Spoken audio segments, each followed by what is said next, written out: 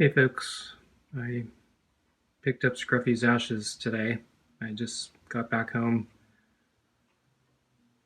I know a lot of you wanted to see this. I think,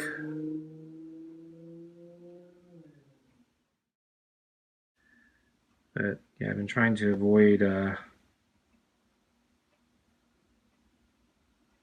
facing this. I've been dreading getting the call to pick up the ashes for the past few days. I think I knew that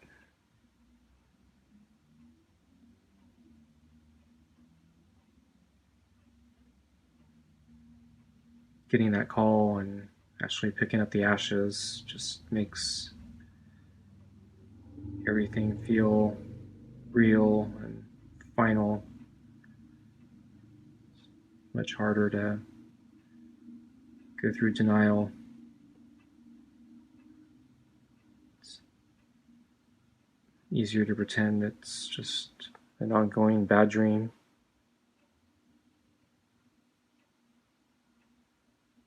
Maybe something else will happen if I don't have the ashes. Some miracle. But I got the call yesterday, and this afternoon I didn't have time to go. And honestly, I didn't really want to go either. I didn't want to go today either, but no, I needed to do it. So anyway, there's the bag with the ashes in it. There is a Dollar Tree in the area, and I wanted to pick up some frames for some photos, which I still haven't printed. There's a long story behind it, but the short story is I couldn't get my inkjet printer working again, despite doing lots and lots of things trying to get the ink cartridges working again, including some ink cartridges that were still never opened. Couldn't get it to work. So I think I'm going to have to. It's more cost effective just to get pictures printed by a service. Unfortunately, I just found out Costco has phased out their printing service.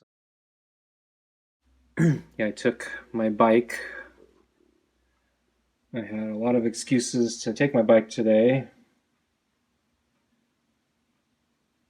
Um, One of them was the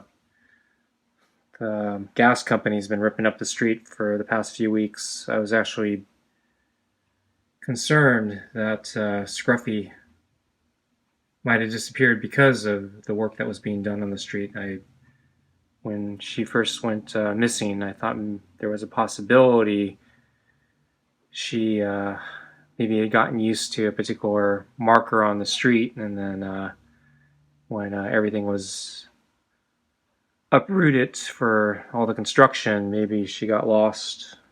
I thought that was kind of unlikely. Different theory I think my neighbor put forward was maybe she got scared by all the construction, but she only so the construction's in the day, so if she was scared by it, she'd stay back here, and I think she was in the yard all day anyway. So, and then at night, they're not working, so I I don't think she'd be scared to go out. So yeah, anyway, so as far as excuses to take my bike today, so yeah, the gas company's been ripping up the street, and one of my neighbors asked if they could park their car or their in my driveway, and I said sure, and I didn't want to have to ask them to move so I can get out. so, so that was one thing, and then another issue is kind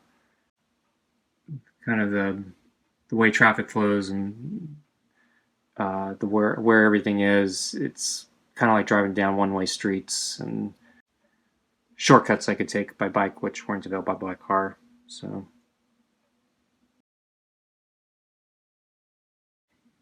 the last month of videos with Scruffy or so, I was talking about getting bicycle panniers for grocery shopping, and agonizing over what to buy. One of the bags I was looking at went on sale a few days before Scruffy went missing, so I placed an order, and coincidentally, it arrived the exact same day I got Scruffy's body. The other day when my neighbor brought over Scruffy. So I have not looked at these bags at all in the last 2 weeks. And yeah, it's actually exactly 2 weeks today that my neighbor brought over Scruffy's body.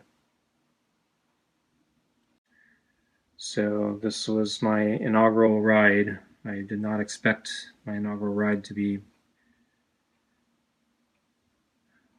bringing home Scruffy's remains.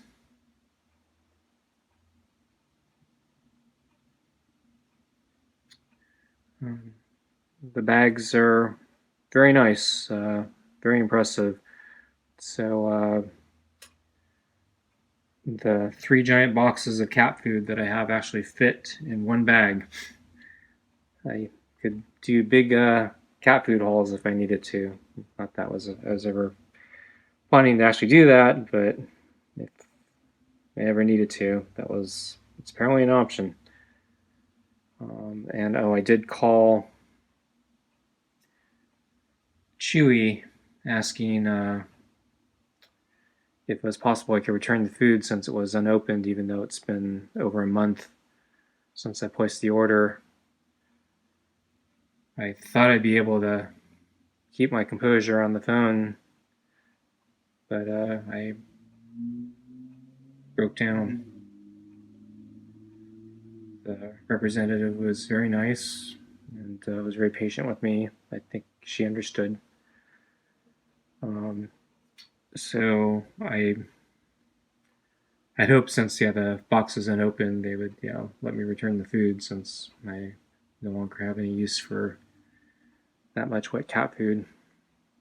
And not only did they refund me, but they said I can keep the food and donate it to a cat shelter of my choice.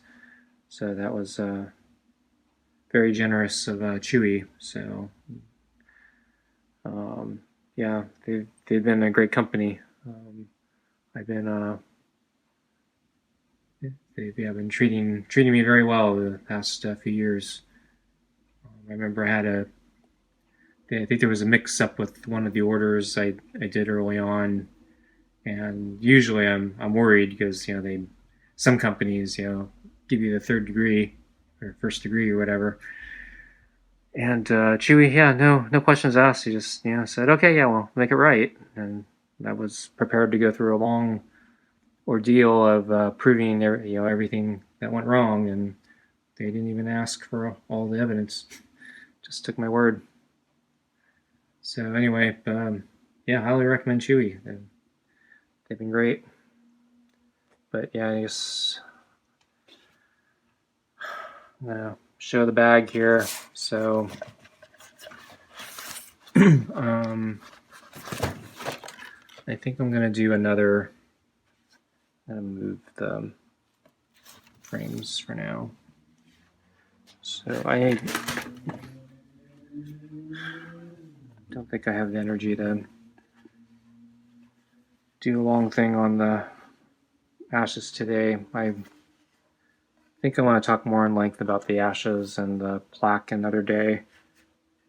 But I did want to at least show the box and show the ashes. So they did a wonderful job on the plaque.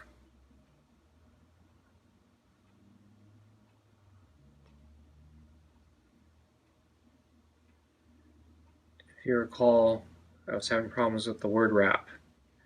Apparently the person who helped me with the order at the vet, she put a note in telling them about the word wrap problem and if they could do anything to help us. Yeah, they greatly appreciate it. And apparently, yeah, they stepped up and delivered above and beyond. So this looks fantastic. The only thing I hate to nitpick, but the Bourne Dash to 2010, that was supposed to be a tilde. Slight mistake, but yeah, the last line more than makes up for it, and I didn't want to mess with that, so I wasn't going to try to redo it and make a fuss.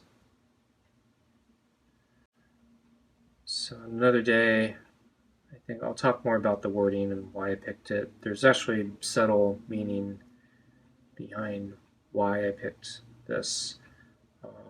I want to thank everybody who gave me feedback in the comments. You had some really great suggestions, and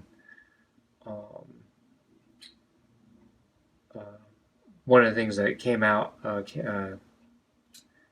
the discussion, though, was it wasn't clear to everybody, like, the meanings behind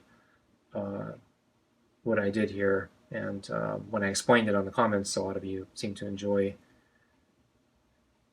understanding the reasoning behind it.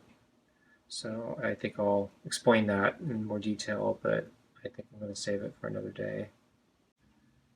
Right now, it feels...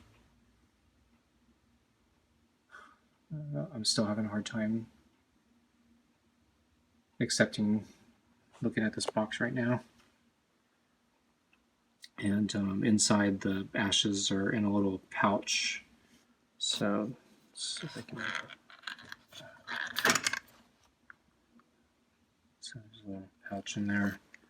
So I think the pouch is sealed, and so the ashes won't spill. And then also, yeah, I asked a bunch more questions about Scruffy's history, if they could tell me anything about the body. I'm going to do that another day, but short answer is, yeah, didn't learn too much more than what we've already figured out. But they were very patient and helpful with me, and I really appreciate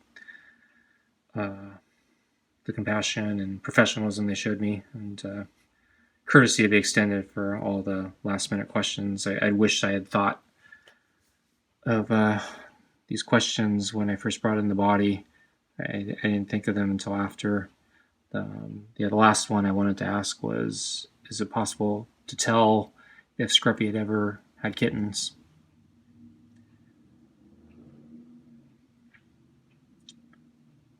So I do wonder if there's any children of Scruffy out in the neighborhood. So before she got TNR'd, is it possible she had kittens? It's a long time ago, and I don't think I've ever seen any cat that looks like Scruffy in the neighborhood. So I kind of doubt it, but I was kind of wondering about that one. Clinging to that one piece of hope, maybe. Anyway, I want to thank everybody again for joining me today. I promise to do a better video next time, but yeah, I'm still having a really hard time with this. So I promise to do another Ash video, and then maybe I'll have the photos ready, and anything else that I've been thinking of. So yeah, thank you for all your continued support and thoughts of Scruffy. I really appreciate it. Until next time.